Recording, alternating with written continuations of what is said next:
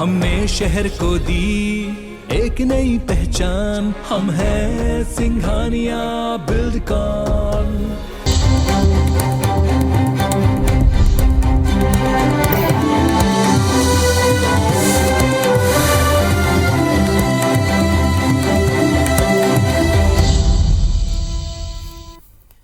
नमस्कार, स्वागत है आप सबका। मैं हूं पुनीत पाठक और आप देख रहे हैं मेरा मध्य प्रदेश।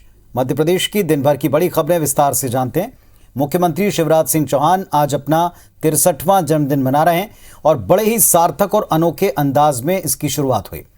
बर्थडे पर सीएम शिवराज ने पर्यावरण संरक्षण और स्वच्छता का संदेश एक साथ दिया।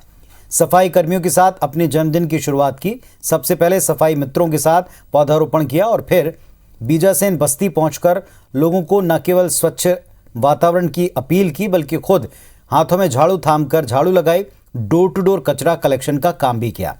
कहा कि स्वच्छता के मामले में भोपाल को भी नंबर 1 बनाना है। इसके बाद सीएम सफाई मित्र सेवा सम्मान में शामिल हुए। सफाई कर्मियों को पहले भोजन परोसा, फिर उनके साथ बैठकर खुद भी खाना खाया। इस दौरान उन्होंने घोषणा की कि सफाई मित्रों को आर्थिक प्रोत्साहन दिया जाएगा। जो भी सफाई के मामले में 7 स्टार रेटिंग वाले निकाय होंगे वहां के सफाई मित्रों को 7,000, इसी तरह जिस भी निकाय के जितने स्टार उतने 1,000 रुपए की सम्मान राशि वहां के सफाई मित्रों को मिलेगी। जो जान जोखिम में डालकर काम करते हैं उन्हें 150 रुपए अतिरिक्त मिलेगा। मुख्यमंत्री ने कहा कि उनके बच्चों की पढ़ाई और बाकी सुविधाओं का ख्याल भी सरकार करेगी। होर्डिंग, पोस्टर, बाकी तामझाम के बजाय अगर हम वृक्षारोपण करके जन्मदिन मनाएं और शुभकामनाएं भी वृक्ष लगा के दें तो उससे अच्छा जन्मदिन कोई हो नहीं सकता। सफाई मित्रों के साथ भोजन का सौभाग्य मिला है। ये मेरी बहन, मेरे भाई दिन और रात कचरे का बोझ उठा के स्वच्छता का काम करते हैं। मेरे लिए ये पूजनीय है, इसलिए जन्मदिन इनके साथ मनाया, इनके साथ भोजन किया, इनको भोजन कराया। मैं अत्यंत प्रसन्न हूँ। ये तो स्वच्छता के लिए 7 स्टार, 5 स्टार, 3 स्टार जो मिलते हैं नगरों को, ग्रामों को, तो जितने स्टार मिलेंगे जिस शहर को वहां उतने ही रुपए, उतने 1,000 रुपए। 7 स्टार पे 7,000, 5 स्टार पे 5,000 सम्मान निधि है। ये वो सम्मान निधि दी जाएगी। चलिए, और किस तरह से पूरा दिन रहा, जन्मदिन को कैसे मनाने की शुरुआत की, हमारे सहयोगी हमारे साथ में जुड़ रहे हैं। सीधे उनका रुख करते हैं और जानने की कोशिश करते हैं। नवीन, जो संदेश था वो सुबह से साफ था, एक स्वच्छता और दूसरा पर्यावरण। अनोखे अंदाज में मुख्यमंत्री ने इसको मनाने की शुरुआत की है, एक पहल की है। देखिए, मध्य प्रदेश के मुख्यमंत्री शिवराज सिंह चौहान ने जिस तरीके से संकल्प लिया था वो लगातार उसी संकल्प के साथ आगे बढ़ रहे हैं। मुख्यमंत्री शिवराज सिंह चौहान ने साल भर पहले ये संकल्प लिया था कि वो हर दिन पौधा लगाएंगे और इसी कड़ी में अभी कुछ ही दिन पहले उन्होंने पूरा 1 साल इसको कंप्लीट किया है। और मुख्यमंत्री शिवराज सिंह चौहान ने ये भी प्रदेश के लोगों से अपील की थी कि जब उनका जन्मदिन आएगा तो कम से कम उनके जन्मदिन पर ढोल बाजे ना बजाए जाएँ, पटाखे ना फोड़े जाएँ, सिर्फ और सिर्फ पौधारोपण किया जाए और पर्यावरण को संरक्षित करने का काम किया जाए। और इसी कड़ी में न सिर्फ मुख्यमंत्री शिवराज सिंह चौहान ने आज अपना 63वां जन्मदिन मनाया बल्कि मध्य प्रदेश में पूरी बीजेपी ने मुख्यमंत्री शिवराज सिंह चौहान का जन्मदिन कुछ इसी तरीके से सेलिब्रेट किया। न सिर्फ भोपाल में पुनीत बल्कि मध्य प्रदेश के अलग अलग हिस्सों में बीजेपी के तमाम नेता, बीजेपी के तमाम पदाधिकारी, सिविल सोसाइटी के कई सारे लोगों ने सरकार में शामिल मुख्यमंत्री के साथ जो मंत्री हैं उन्होंने अपने अपने क्षेत्रों में इसी तरीके से जन्मदिन मनाया है और सभी ने आज के दिन पौधारोपण किया है और इसको यादगार बनाने की कोशिश की है। मुख्यमंत्री शिवराज सिंह चौहान ने ये साफ संदेश दिया था कि वो अब स्वच्छता के लिए संकल्पित रहेंगे और इसी सिलसिले में आज से उन्होंने एक तरीके से नई शुरुआत की, एक तरीके से चार्ज किया है मध्य प्रदेश के सभी भारतीय जनता पार्टी के कार्यकर्ताओं को। और ये सिलसिला वो उम्मीद कर रहे हैं कि ये सिलसिला आगे भी इसी तरीके से चलता रहेगा। हर किसी के जन्मदिन पर अगर किसी को सेलिब्रेट करना है तो इसी तरीके से सेलिब्रेट करें, पौधारोपण करके सेलिब्रेट करें, ऐसा मुख्यमंत्री शिवराज सिंह चौहान चाहते हैं। 63वें जन्मदिन के मौके पर न सिर्फ पर्यावरण को संरक्षण करने का काम उन्होंने किया है बल्कि आज के दिन उन्होंने स्वच्छता में लगे हुए जो सफाई कर्मी हैं उनको भी प्रोत्साहन दिया। आज उनके साथ मुख्यमंत्री शिवराज सिंह चौहान बैठे हैं, उनको भोजन परोसा है और साथ साथ भोजन भी उनके किया है। और यही नहीं, उन्होंने आज जो सफाई कर्मी थे उनके पैर भी धोए हैं और साथ ही साथ बीजासीन बस्ती में डोर टू डोर कचरा कलेक्शन भी किया है। एक तरीके से ये संदेश दिया है कि जब खास आदमी ये कर सकता है तो आम आदमी क्यों नहीं कर सकता, सरकार का प्रशासन का इंतज़ार क्यों करना। अगर सभी इसी तरीके से लग के काम करेंगे और आगे बढ़कर काम करेंगे तो मध्य प्रदेश का हर शहर इसी तरीके से साफ सुथरा और सुरक्षा के साथ नज़र आएगा। तो इसी कोशिश में मुख्यमंत्री शिवराज सिंह चौहान है, चौथी पारी मध्य प्रदेश में वो खेल रहे हैं। 63 साल के हो गए हैं। एक छोटे से गांव से उन्होंने अपना सफ़र पूरा किया, राजधानी भोपाल आए। बहुत ही कम उम्र में, 13 साल की उम्र में भोपाल आके जिस तरीके से उन्होंने राजनीति में कदम रखा वो ऐतिहासिक है। मध्य प्रदेश के सबसे लंबे समय तक मुख्यमंत्री रहने का रिकॉर्ड भी शिवराज सिंह चौहान ने बनाया है। और मध्य प्रदेश की जनता, मध्य प्रदेश भारतीय जनता पार्टी के तमाम नेता, विपक्ष के तमाम बड़े नेता, सभी ने मुख्यमंत्री शिवराज सिंह चौहान को आज जन्मदिन की बधाई दी है, शुभकामनाएं दी हैं। और सभी ने ये उम्मीद की है कि मध्य प्रदेश के मुख्यमंत्री शिवराज सिंह चौहान दीर्घायु हों, स्वस्थ रहें और इसी तरीके से अपने संकल्प के साथ मध्य प्रदेश में आगे बढ़ते रहें और मध्य प्रदेश को आगे ले जाते रहें।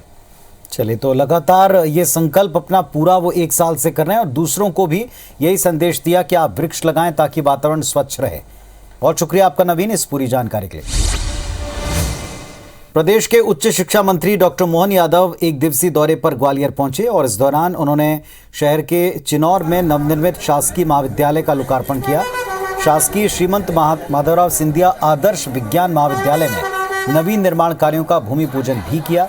इस मौके पर उच्च शिक्षा मंत्री ने कहा कि राष्ट्रीय शिक्षा नीति का प्रमुख उद्देश्य छात्रों को गुणवत्तापूर्ण शिक्षा के साथ कौशल विकास में पारंगत करना है। शिक्षा के साथ रोजगार को बढ़ावा देना, छात्रों में रचनात्मक सोच डेवलप करना, तार्किक निर्णय और नवाचार की भावना को प्रोत्साहित करना है। हर जिले में 8 से 10 उद्योग चिन्हित किए जा रहे हैं। कोविड की आगामी गाइडलाइन का इंतजार है।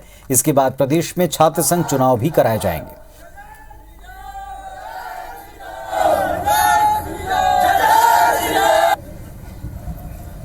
आज के मेहमान मध्य प्रदेश के ही शिवरात्रि के दिन मुख्यमंत्री जी के मार्गदर्शन में 8 से ज्यादा दीपों की मध्य प्रदेश के निवासियों को एमपीपीएससी की परीक्षा में 100% आरक्षण दिए जाने को हाईकोर्ट में चुनौती दी गई। जबलपुर हाईकोर्ट ने मामले में सुनवाई करते हुए राज्य सरकार और एमपीपीएससी से जवाब मांगा है। सामान्य प्रशासन विभाग, एमपीपीएससी और रोजगार संचालनालय को नोटिस जारी किया गया है। 8 मार्च तक जवाब मांगा है। अगली सुनवाई 8 मार्च को होगी। हाईकोर्ट ने सरकार और एमपीपीएससी से पूछा कि पीएससी की परीक्षाओं में प्रदेश के निवासियों को 100% आरक्षण क्यों दिया जा रहा है। हाईकोर्ट में याचिका झारखंड के रहने वाले आजम खान ने दायर की, जिसमें कहा है कि एमपीपीएससी की परीक्षाओं में शामिल होने के लिए मध्य प्रदेश के रोजगार पोर्टल में रजिस्ट्रेशन कराना अनिवार्य है, लेकिन पोर्टल में सिर्फ वही रजिस्ट्रेशन करा सकते हैं जो प्रदेश में रहते हों।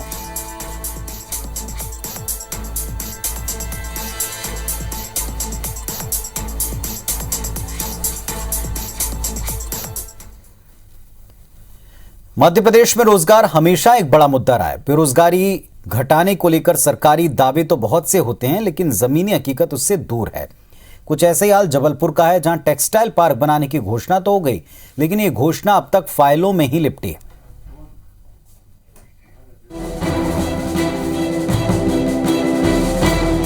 फाइलों में फंसी योजना। भटौली गांव में बनना था टेक्सटाइल पार्क।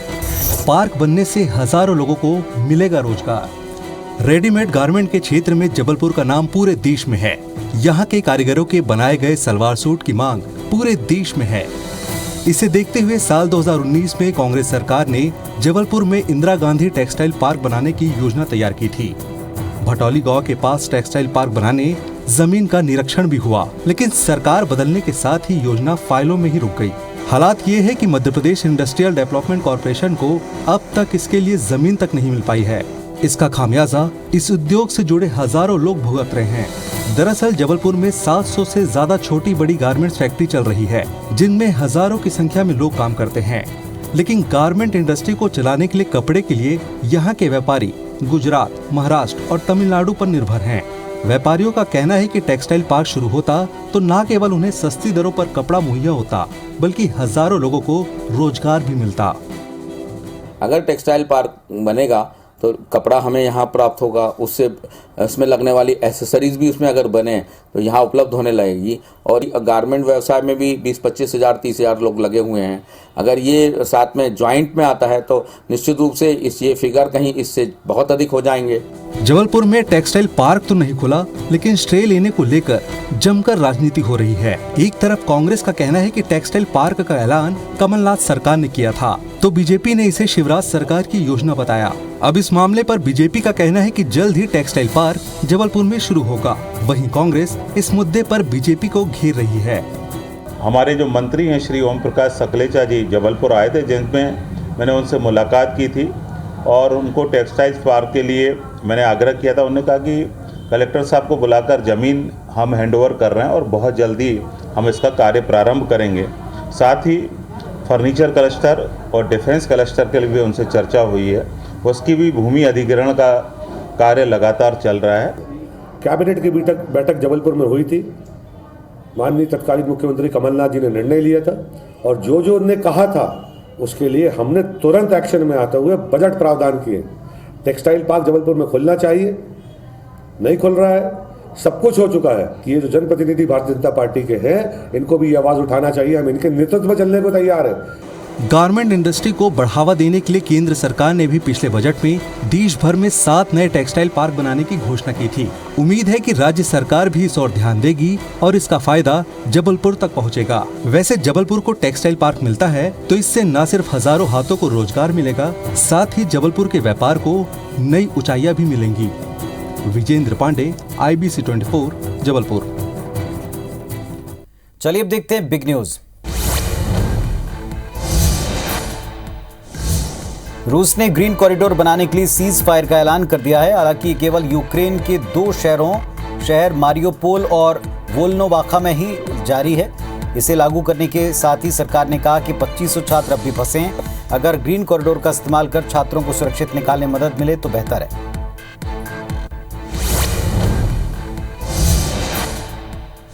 रूस और यूक्रेन के बीच जारी जंग में वहां से भारी संख्या में मेडिकल छात्र अपने देश लौट रहे हैं। केंद्र सरकार ने विदेश से भारत लौटने वाले छात्रों को बड़ी राहत दी। कोविड-19 या फिर यूक्रेन संकट की वजह से बाहर से लौटे वो छात्र जिनकी इंटर्नशिप पूरी नहीं हुई, वो भारत में अपनी इंटर्नशिप कर सकते हैं।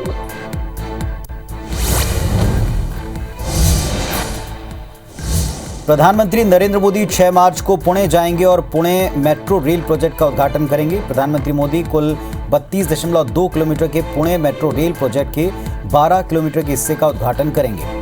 इस प्रोजेक्ट की आधारशिला खुद प्रधानमंत्री ने 2016 में रखी थी। वो गरवारे मेट्रो स्टेशन पर प्रदर्शनी का उद्घाटन और निरीक्षण भी करेंगे।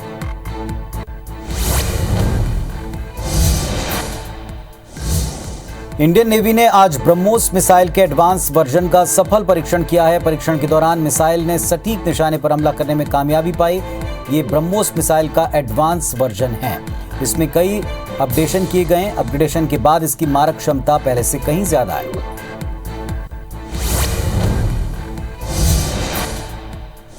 यूक्रेन पर रूसी सेना के हमले को देखते हुए भारतीय वायुसेना ने सोमवार को होने वाली अपनी मेगा एक्सरसाइज वायु शक्ति को स्थगित कर दिया। बड़ी बात यह कि इसमें प्रधानमंत्री खुद भी शामिल होने वाले थे।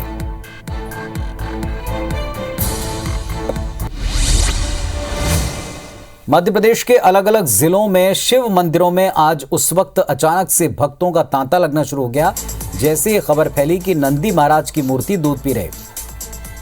जैसे जैसे लोगों को इसका पता चलता गया, वो हाथों में दूध लेकर मंदिर पहुंच गए। खरगोन में लोग दूध और पानी लेकर शिव मंदिर पहुंचे हैं और नंदी महाराज को पिलाने में जुटे हैं। लोग इसे चमत्कार मान रहे हैं। यही हाल खंडवा के शिव मंदिरों में भी रहा। शहर के श्री गुप्तेश्वर महादेव मंदिर, मनकामनेश्वर मंदिर समेत अन्य शिव मंदिरों में सुबह से लोग पहुंच रहे हैं और नंदी की मूर्ति को दूध और पानी पिला रहे हैं। यही हाल शाहजहांपुर में भी देखने को मिला है। यहाँ के काशी विश्वनाथ मंदिर समेत बीरछा स्थित शिव मंदिर में भी भक्तों की भारी भीड़ उमड़ रही है। नंदी की प्रतिमा को दूध और पानी पिलाने में लोग जुटे हुए हैं। आगर में उन्हेल में भी शिव भक्त पहुंच रहे हैं और शिवजी और नंदी जी को इस वक्त दूध और पानी चढ़ा रहे हैं।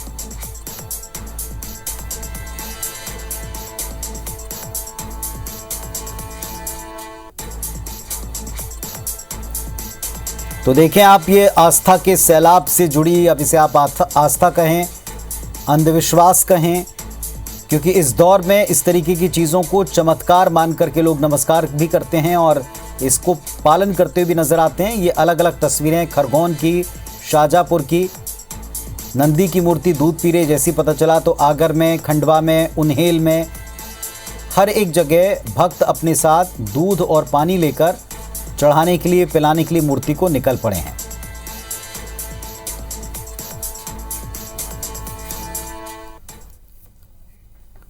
नरसिंहपुर में प्रदेश के वन मंत्री विजय शाह ने यूक्रेन में फंसे भारतीय छात्रों पर यह कहा कि प्रधानमंत्री की कुशल नीति और विशेष अभियान के जरिए यूक्रेन में फंसे छात्रों को निकालने का प्रयास जारी और 80% बच्चे आ चुके हैं। शेष बच्चे भी जल्दी सकुशल भारत लौटेंगे। दूसरी ओर यूक्रेन में फंसी बालाघाट की बेटी मुस्कान गौतम सकुशल अपने घर लौट आई हैं। बालाघाट पहुंचने पर मुस्कान ने सभी को सहयोग के लिए धन्यवाद दिया। मुस्कान के लौटने पर उनकी मां ममता गौतम और बहन ने खुशी जाहिर की। बेटी को निकालने के लिए उन्होंने भारत सरकार से गुहार लगाई थी, जो अब घर सकुशल आ चुकी हैं।